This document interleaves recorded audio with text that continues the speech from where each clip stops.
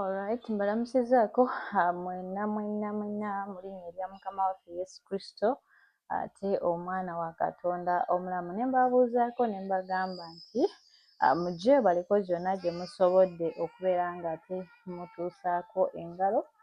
Mbeebaza nnyo yonna gye musinzira okubeera nga ate mulaba channel yaffe eno ennungi eya Beck Media era nga omuweerezaawo yenze Beck Media okusobola okubeera nga ngenda kutambuza mu katambi kano ak'olunaku olwaleero ate mwana wa tusobole okubeera nga tukula mu nsi ey'omwoyo, tusobole okutegeera Katonda, tusobole okumanya, tulekeraawo okumanya ku bikwata ku Katonda wabula tutegeere ne Katonda waffe mwana wattu gwe tusinza, kubanga kimusanyusa nnyo okukulaba nga ate gwe osobola okubeera nga omunoonyerezaako, oyagala kumumanya. Katonda togenda mmutegeera nga tomumanyi oba togenda mmutegeera nga tomunoonyeza. Yes, togenda mmutegeera nga tosoose kumunoonya, kubanga obwakabaka bwa Katonda bwakuwaguza ate w'onooba towaguza kumunoonya n'omutegeera otya. So olunaku olwaleero tugenda kubeera nga tulaba omutwe gwaffe ogw'olunaku olwaleero, kigambo kya Katonda. Buli lwe tugenda mu Bayibuli ne tubeera nga tusoma Bayibuli naye nga tetusobola gitambuliramu, ne tubeera nga tuwulira, kubanga kati right now mu ggwanga lyonna buli omu ayogera ku Katonda, naye tujjukire nti n'abaweereza Sitaani bamulabanga Katonda, naye ate Katonda wa Isaaka, Ibulayimu ne Yakobo ye Katonda. Olunaku olwaleero gwe njogerako, gwe njagala osobole okuba nga weeyongera okumumanya ate n'okumutegeera. Mwana wattu bw'otegeera Katonda, ensi ekugondera, ensi tesobola kukalubiriza. Bangi tubalabyeko nga betta, nga beetuga, abamu ne yeewa obutwa, naye ng'ekyo kisinzidde ku ki? Kubanga takkiriza kutegeera Katonda we eyamutonda, n'atajjukira nti Katonda yamutonda ng'alina mission eyamuleeta mu buno obulamu bw'ensi, ye n'asalawo yejje. Ate mwana wattu ekisinga okwewuunyisa, wejje mu bulamu bw'ensi eno, kubanga omuntu yenna nga wesse tosobola kulaba ggulu, tekiriiyo. Era gwe oba ogendedde ddala mu bulamu ate mwana wattu oba okubeera nga ozikiridde ate ozikiridde kugenda mu Geyeena. So olunaku olwaleero ekigambo kye njagala olunaku olwaleero tubeere nga tusharingako kye kino nti ennyonta ey'okubeera nga tunoonya Katonda. Olunaku olwaleero nina wano notebook yange, naawe munnange wandibadde ofunayo, osobola ogiraba nga ntono ate munnange gwe osobola ofunayo ennene esobola okukolera ddala bulungi nnyo. Nze siineemu wabula nina nnyingi nnyo nnyini ddala. So olunaku olwaleero tugenda kubeera nga tulaba ku nnyonta ey'okulaba Katonda. Ebiseera ebisinga omukyala oba omwami bw'atuuka ekiseera n'awulira ng'ayagala kuzaala oba kuwasa oba kufumbirwa, atandika okubeera munda mu ye ng'awulira asaanidde anoonye omwana w'abenje, anoonye omwana wattu amuwase oba afumbirwe. Era bw'atyo n'atandika okubeera ng'agenda nga yeetegereza buli muntu ssekinoomu, so that asobole okufuna oyo omuntu asaanidde okubeera naye, omuntu amutegedde ate amujajinge ng'abalala by'abeera ayiseemu ne by'abeera akoze. So ne Katonda waffe bw'atyo bw'ali, owulira ennyonta munda mu ggwe n'omunoonya, naye omuntu atalina nnyonta Katonda tagenda kusobola kukola ki? Kumugobera. For example nti enkuba bw'eba ng'etonnye mukoka n'akulukuta, bwe wabeerawo ekinnya ekiwanvu nga kitonotono, ago amazzi agaba gakulukuse gagendera ddala ne gajjuza ekyo ekinnya, era bwe gasisinkana ekinnya ekiwanvu ne bibeera nga byonna biri ku layini y'emu bwe biti, ekiwanvu kifuna amazzi mangi, n'ekibadde ekimpimpi kifuna amazzi agasaanidde okubeera mu ekyo ekinnya. Nange olunaku olwaleero ndi wano olwaleero, nze naawe tulinga ebinnya ebyo bye nkulaze, nti bw'obeera n'ennyonta munda mu ggwe, Yesu Kristo agenda kujja ajjuzeeyo ennyonta. Ennyonta esobola okuba nga yeetaaga okutegeera Katonda, n'ova ku bantu gwe nga ggwe omuntu ssekinoomu n'otandika okwenoonyeza Katonda wo, kubanga buli anoonya alizuula, buli anoonya amazima aligazuula, buli anoonya Katonda n'omutima gwe gwonna ne yeewaayo n'asalawo anoonye Katonda ajja kumuzuula. Naawe olunaku olwala nkugamba nti noonya Katonda nga tomunoonyaako bugagga, kubanga ye obugagga butuweera bwereere. Ate oba oli mugagga oba oli mwavu tekikugaana kugenda mu ggulu. Katonda tagaba ggulu, Katonda tasobola kugamba nti eggulu lya bagagga bokka. Waliyo omuntu ali eyo nga weemulugunya akoze emirimu gigaanye, embeera ekuyitiriddeko ne weeraba nga alemereddwa, naye ate gwe Katonda gw'asinga okwetaaga. Bangi bali eyo balina ssente zaabwe, amamotoka bagalina, amayumba bagalina, zi bizinesi baziyina ez'amaanyi ze wandirabye naawe ne weegomba, naye ate basula tebeebase, basula batudde ate nga bakaaba bali mu maziga. Ku lwaki? Bo baasalawo okubeera nga banoonya ssente. Bangi balina ettutumu, bamanyikiddwa mu nsi yonna, mu ggwanga lyonna, naye ate tebalina mirembe. Ebiseera ebisinga njagala nnyo nti lwakuba kiyinza okuba nga Katonda batereeviiriddeyo n'otakiraba. Njagala abo abantu be weegomba, abantu abalina amannya, bakulageko obulumi obuli emabega wa curtains ezo, bakulageko kye bali mu real life, ng'oggyeko okubalaba ku TV, ng'oggyeko okubalaba ku bivvulu ebisinga abayimbi, ng'oggyeko ekyo kye bakulaga, kubanga ebiseera ebisinga ne Sitaani abagenze ne bamukolera, Sitaani akulaga ekyo ky'ayagala gw'olabe. Naye ate ye Katonda, kubanga Katonda waffe twagala, ye Sitaani ajjudde obukyayi, yajja kutta, yajja kubba, kutta na kuzikiriza.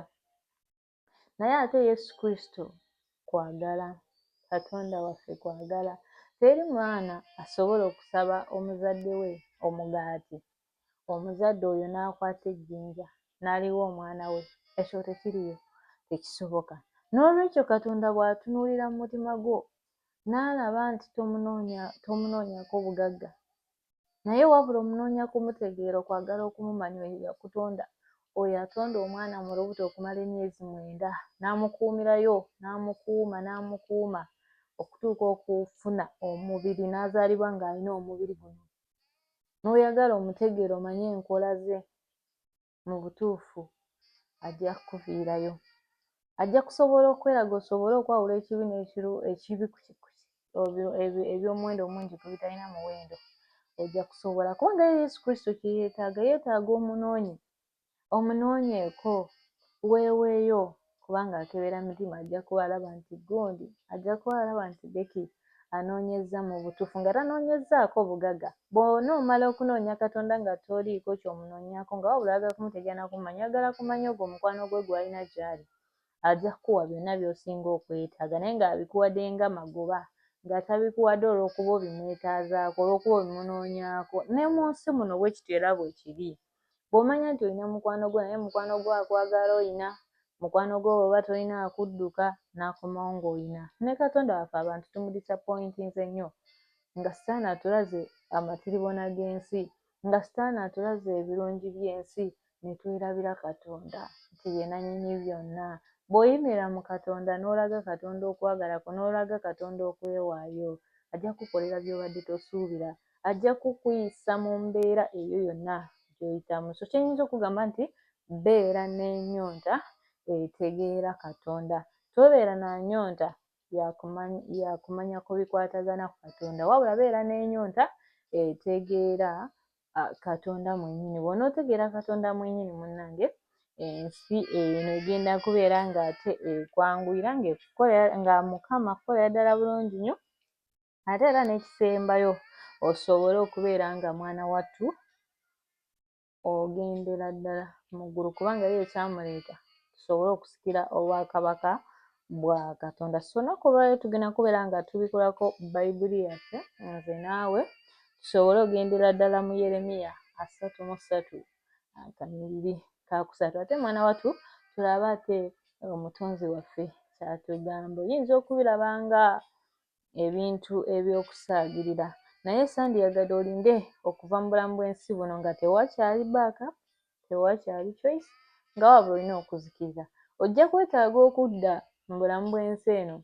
Oyagala okugamba booleseewo ababadde abalamu, ojja kwagala okugambako ku babulaza bo, ojja kwagala okugambako ku basista bo, ojja kwagala okugambako ne ku baana b'ozadde, ojja kwagala okugambako ku b'enganda ng'omaze okuva mu bulamu bw'ensi eno ng'olabye ekiri eri naye ng'ate tokyasobola.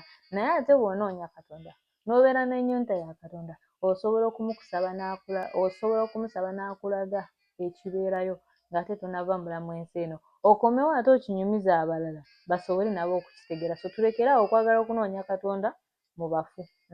Katonda mu bafu taliyo. So Yeremiya 33:3 agambye bw'ati, mpita nange naakuyitaba ne nkwolesa ebikulu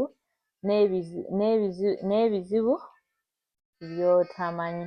Bw'atyo Yesu Kristo mu Yeremiya bw'agambye. Kitegeeza ki? Nti ye waali abeerawo akulinze nze naawe tusobole okubeera ng'ate tumuyita, tumunoonye, asobole okutulaga ebyaliwo n'ebiriwo n'ebiddako n'ebiriddawo.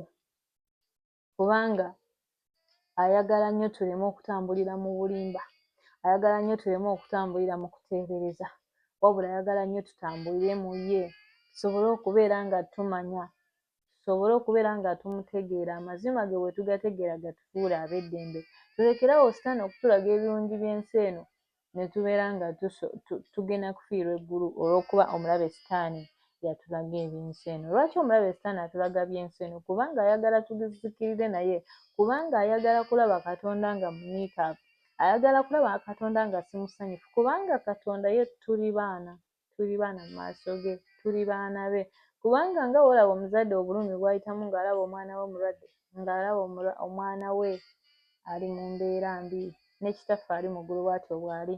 Ne kitaffe ali mu ggulu bw'atyo bw'akulaba ng'ozikirira n'ebyensi, ng'omulabe Sitaani akuzibye amaaso, ng'oddukidde mu by'ensi, n'osobola okulemererwa okwawula eky'omuwendo omungi ku kitalina muwendo, ekigenda okukuleetera okuzikirira obulamu obutaggwaawo obw'emirembe obufiirwe, naye nga wagoberera eby'ensi eno. So tulekere awo, tutte omubiri. Nja kukuleeterako topika eno, lwaki Mukama atugamba nti tutte omubiri, tutambulire mu mwoyo, tusobole okubeera nga tutuukirira mu Katonda. Lwaki? Kubanga omwoyo gukonekitinga ne Katonda direct, kitaffe ye Katonda w'emyoyo. Omwoyo guno bwe gukonekitinga ne Katonda, omwoyo gukola ki? Gukonekitinga n'emmeeme. Omwoyo guno bwe gukonekitinga n'emmeeme, emmeeme ekonekitinga n'omubiri. Omubiri guno ne gubeera nga gukonekitinga kuva mu mmeeme, emmeeme ng'ekonekitinga kuva ku mwoyo, n'osobola okutta omubiri, n'osobola okutambulira mu bwakabaka obwa Katonda. Ate ng'oli mu nsi, ensi n'ekunyumira, n'ekulaga Katonda n'akulaga nti waali wamu naawe. Tulekere awo okulowooza nti bwe tuneeyambula, bwe tunagenda nga tukunamye, bwe tunaatwala embuto wabweru, bwe tunaatwala ebisambi wabweru, nti ebyo bye bigenda okubeera nga bye bitusanyusa. Tulekere awo okubiraba ng'amasanyu, kubanga ojja kubiraga ekisinga okwewuunyisa, ojja kufa omubiri oba gunaaba gunyirira gutya, gujja kuvunda, gujja kuvaawo. Naye ate singa oliisa bulungi emmeeme yo, singa oliisa bulungi omwoyo gwo, ojja kusobola okubeera omulamu emirembe n'emirembe nga weeyagala. Singa onoogaana okuwuliriza omwoyo ky'akugamba, singa onoogaana okuwuliriza Bayibuli ky'ekugamba, singa onoogaana okuwuliriza Katonda ky'akugamba, ng'owulidde ekigambo kino, ojja kuvaayo wejjuse, ojja kuvaayo gambe nti kale singa namanya, naye ng'ate wajja kuba tewakyali ssuubi nga olina kuzikirira. Naawe ojja kutuuka ekiseera weesalira omusango ogambe nti kale nawulira Becky ng'ayogera, naye nabiraba nga byakusaaga, amalala g'ensi ne gakola gatya, ne gansinga amaanyi. Naye jjukira nti era walina okusalawo, Katonda ng'akulaze nti okyasobola okusalawo. So tubeere nga tutambula n'omwoyo wa Katonda, tusobole okubeera ng'ate tuwangula ebikemo by'ensi eno. Tugenda kubeera ng'ate tuddamu ne tulaba ku Matayo 6:33 agambye atya nti naye musooke munoonye Obwakabaka, musooke munoonye obwakabaka bwe n'obutuukirivu bwe era byonna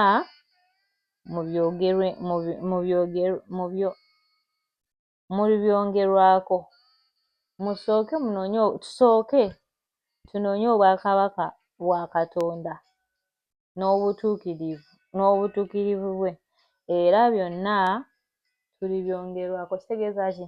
Nti singa okeera ku makya n'onoonya obwakabaka bwa Katonda, n'otegeera engeri ya Katonda, n'otegeera enkola ya Katonda, obugagga, abaana kubanga eriyo abatazaala, okusumululwa mu nsi ey'omwoyo n'ey'omubiri, amamotoka, obukulembeze, businesses, buli kimu, emirimu, connections, oyagala tambula mawanga, oyagala kubeera nga oli successful mu business, oyagala kubeera nga oli muweereza wa Katonda w'amaanyi, oyagala obeere mukyala w'amaanyi, oyagala obeere mwami w'amaanyi, Katonda akugambye nti sooka onoonye obwakabaka bwa Katonda, otegeere obwakabaka bwa Katonda akukolere bulungi nga otegeera kyakukoledde nti yakikukoledde. Tayagala kukolera ate obuusabuuse, ate oweereze Katonda ng'obuusabuusa, oweereze Katonda ng'ogira bw'oti. Ayagala akuwe ekintu ng'otegedde nti ye Katonda akikuwadde. So omubadde balabi balungi, tusobola kubeera nga tusukkawo wano